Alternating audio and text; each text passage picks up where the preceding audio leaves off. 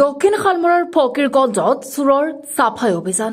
দক্ষিণ শালমৰাৰ ফকীৰগঞ্জ আৰক্ষী থানাৰ অন্তৰ্গত সাতখিয়া গাঁৱত সংগঠিত চোৰৰ চাফাই অভিযানৰ কাৰ্যই চাঞ্চল্যৰ সৃষ্টি কৰিছে।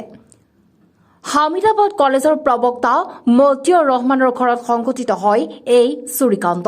কোনেও নথকাৰ সুযোগ লৈ যোৱা নিশা চোৰে ঘৰৰ তলা ভাঙি প্ৰৱেশ কৰি কেইবা লক্ষাধিক টকাৰ মূল্যৰ অলংকাৰ চুৰ কৰি নিয়াৰ লগতে গুৰুত্বপূৰ্ণ নথি পত্ৰ লণ্ডভণ্ড কৰি থৈ যায়। উল্লেখ্য যে প্ৰবক্তা মতিউৰ ৰহমানে পুত্ৰৰ চিকিৎসাৰ বাবে সপৰিয়ালে হোজাই চিকিৎসালয়লৈ গৈছিল। ঘটনা সন্দৰ্ভত পৰিয়ালে ফকীৰগঞ্জ আৰক্ষীক অৱগত কৰিছে।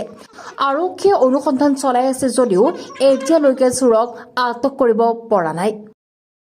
নাম সাতখিয়া কলেজ ঘৰটো হ'ল আমাৰ হামিদাবাদ মহাবিদ্যালয়ৰ সহকাৰী অধ্যাপক মতিউৰ ৰহমান ডাঙৰীয়া চাহাবৰ ঘৰ। কি হৈছে ৰাতি চোৰে লুটি ল'লে ঘৰখন? আজি যোৱা ৰাতি মই যিমান দূৰ শুনিব পাৰিছোঁ, যোৱা ৰাতি আমাৰ এই সহকাৰী অধ্যাপকজন ঘৰত নথকাৰ সুযোগত কোনোবা চোৰে আহি পেলাই ঘৰটো চুৰি কৰি সমগ্ৰ সা সামগ্ৰী অলংকাৰ আদি যিমানখিনি বস্তু সাঁচি থোৱা বস্তু আছিল গোটেইখিনি চোৰে লুটপাট কৰি লৈ গ'ল। তেখেতে এতিয়া বৰ্তমান হোজাইত আছে। তেখেতৰ ল'ৰা হোজাইত পঢ়া শুনা কৰি আছে। ল'ৰাটোৰ অলপ গা বেয়া হোৱাৰ কাৰণে তেখেতে যোৱা এই মাহৰে 10 তাৰিখত হোজাইত গৈছে, ফেমিলি সহকাৰে গৈছে, যিহেতু ছামাৰ ভেকেশ্যনৰ বন্ধ আছে। গতিকে 10 দিনমান হ'ল তেখেতে যোৱাৰ। আজি হঠাৎ এনেকুৱা দুৰ্ঘটনা সংঘটিত হোৱাত আমি নথৈ মৰ্মাহত হৈছোঁ। অত্যন্ত দুখ লাগিছে, বেয়াও লাগিছে।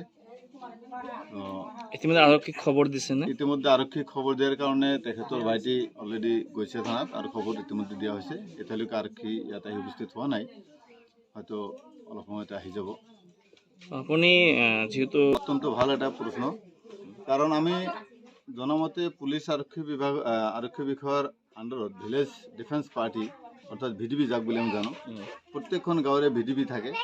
আচলতে এই VDPবিলাকে মিনিমাম ৰাতি 12টা 1টালৈকে প্ৰত্যেকখন গাঁওখনত অলপ পহৰা দি থাকিব লাগে।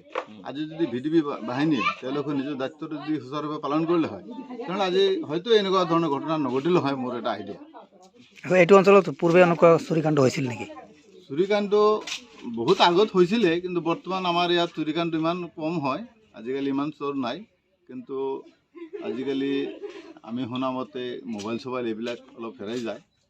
কিন্তু আজি যিটো দেখিলোঁ এইখন ঘৰত আহি পেলাই, তো একেবাৰে তাণ্ডৱ চলাই চব লুটি লৈ গ'ল। আপুনি চাই আছে দ্য ৰয়েল নিউজ।